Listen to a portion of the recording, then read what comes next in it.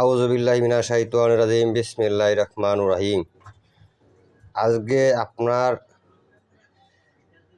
আমার সাবস্ক্রাইবার বন্ধুদের জন্য ও শিশুদের জন্য একটি পরীক্ষিত সাধন নিয়ে আসলাম। জিন সাধন যাকে বলা হয়।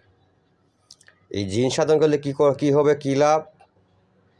যেরকম একটা জিন সাধন করতে পারেন, তাহলে সাধনের মাধ্যমে সে আপনার শরীরে অর্ধেক ভরণা আসবে। ভরণের মাধ্যমে আপনি যে সময় হাজিরি দেখবেন, যে কোনো বিষয়ে জানবেন, আসন করে এভাবে বসবেন, আগরবাতি করে আসন করে বসবেন।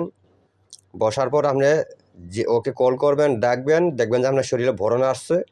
আপনি কিছু খেয়াল থাকবে, আবার পুরো শরীর জিনগ্রস্ত রোগীর মতো ভার মাথা ঘোরাইবে, নিজে বুঝতে পারবেন।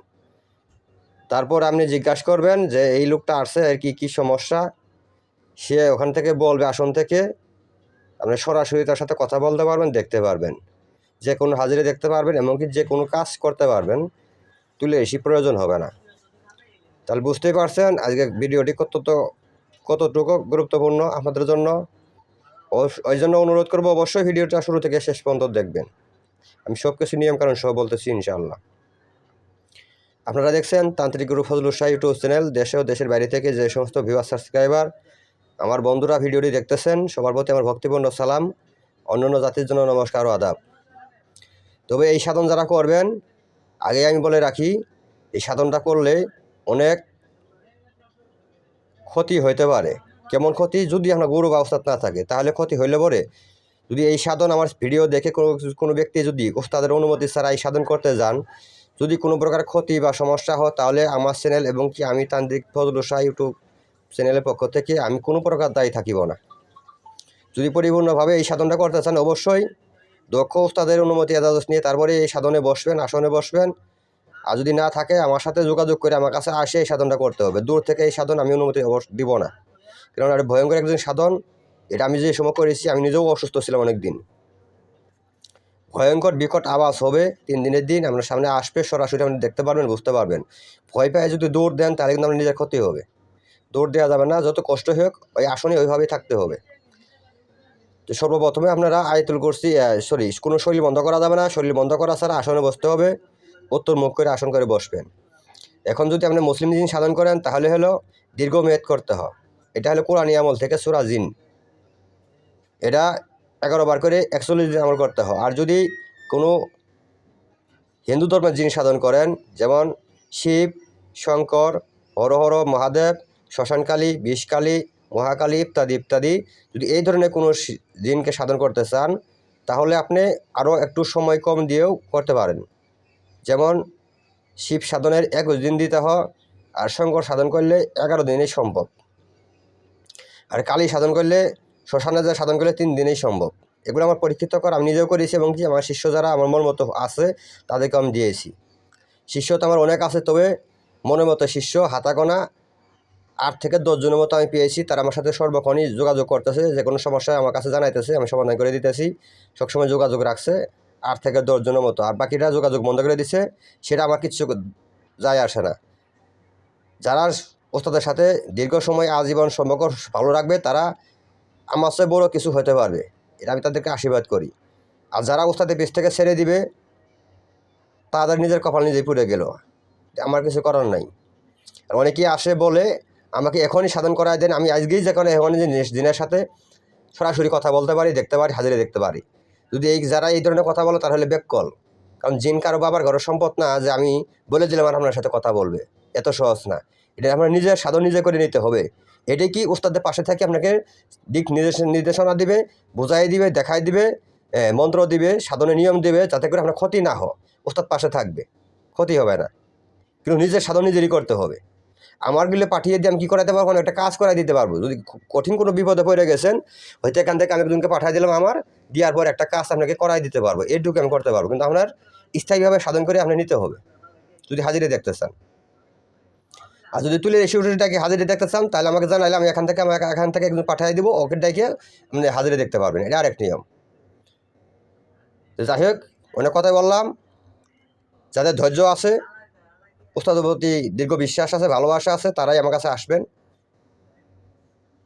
ধৈর্যের পরীক্ষা দিতে হবে অবশ্যই, যেমন আমিও দিয়েছি।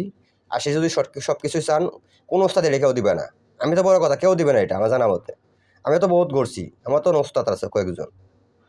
যাই হোক, আমি যে মন্ত্রটা দিব এই মন্ত্রটা আপনারা 21 বার পাঠ করবেন।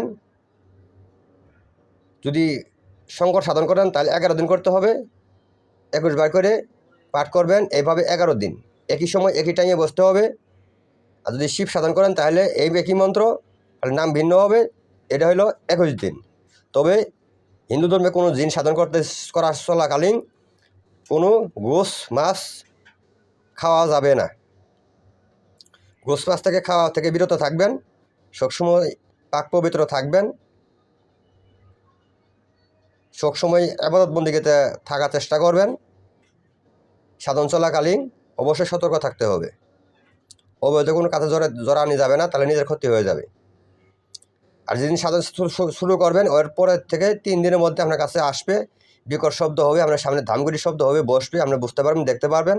ওই সময় আপনি কখনো ভয় পাবেন না। তো সেদিন আপনি বুঝবেন যে আপনার দর্শন পেয়েছেন, আপনার সামনে আসছে, আপনি সাকসেস হবেন এই সাধনায়। এই 3 দিনের দিন আপনি রেজাল্ট পাবেন।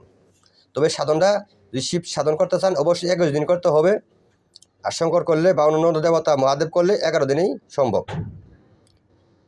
তো আমি মন্ত্রটা বলতেছি, আপনারা এভাবে করতে পারেন। তবে আমি অনুমতি দিব না দূর থেকে যদি কেউ করতে চান। আমার দেওয়া মন্ত্র থেকে আমার নিয়ম অনুযায়ী সাধন যদি কেউ করতে চান অবশ্যই আমার কাছে আসতে হবে। আমি পাশে বসাইয়ে আসনে বসাবো, আমি পাশে থাকবো। আপনাকে একটা ধারে 3 দিন 3 দিনের সাধনে একটা এটা করতে পারেন, বা 11 দিনের সাধনা করতে পারেন, 21 দিনের সাধনা করতে পারেন। যদি মুসলিম দিন সাধন করেন বাসা, তাহলে 41 দিন করতে হবে। আপনি যেটা করবেন সময় নির্ধারণ করে আপনি বেছে নেবেন কোনটা করলে আমার জন্য সুবিধা হবে। আমি পাশে থেকে আপনাকে করাই দেবো ইনশাল্লাহ। আশা করি কোনো ক্ষতি হবে না। আপনি এখান থেকে রেজাল্ট নিয়ে সাকসেস হয়ে তারপরে এখান থেকে চলে যাবেন। আমি মন্ত্রটা বলেই ভিডিওটি শেষ দেবো। আবারও বলছি, এই সাধন করার জন্য আমি কিন্তু অনুমতি দিলাম না, দূর থেকে কেউ করতে পারবেন না।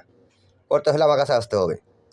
মন্ত্রটি হলো, কালে কালে কালিয়ারে শীঘ্রই যাই চলিয়ারে, শিব শঙ্কর হর হর মহাদেব শীঘ্রই আমার আসন। যদি শিব সাধন করেন তাহলে শিবের নাম নিতে হবে।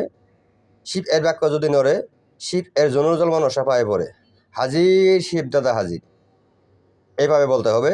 আর যদি শঙ্কর দাদা সাধন করেন তাহলে কালে কালে কালিয়ারে শিব শঙ্কর হর হর মহাদেব শীঘ্রই আমার আসন। শঙ্করের বাক্য যদি নড়ে, শিব এর জনুজল মনসা পায়ে পড়ে, হাজির শঙ্কর দাদা হাজির। এইটুকু ছোট্ট মন্ত্র।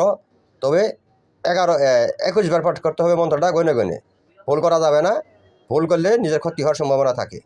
কারণ যেগুলো দেবতা কথা বলছি খুব শক্তিশালী, তারা পাওয়ারফুল, এরা ইচ্ছা করলে আপনি যে কোনো ক্ষতি করতে পারে। এজন্য সাবধানের সাথে করবেন, সতর্কের সাথে করবেন। আর আমার কাছে আসলে আমি নিয়মকানুন সাথে থেকে বোঝাই দেবো, আপনার আশা করি কোনো ক্ষতি হবে না। আমি কয়েকদিন করে দিয়েছি, আমার শিশু অনেক আছে অলরেডি। এই হাজিরা দেখার জন্য আমি 4 জনকে দিয়েছি।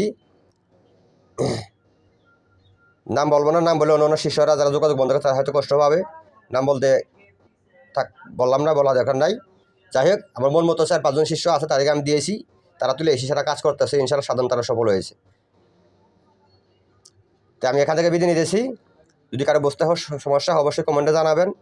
কে কে এই ধরনের তদবির ভিডিও চান অবশ্যই জানাবেন। ভিডিওটি ভালো লাগলে অবশ্যই লাইক করবেন, কমেন্টে মতামত জানাবেন কে কে ধরনের তদবির ভিডিও চান। তো সবাই ভালো থাকেন, সুস্থ থাকেন। আল্লাহ হাফেজ।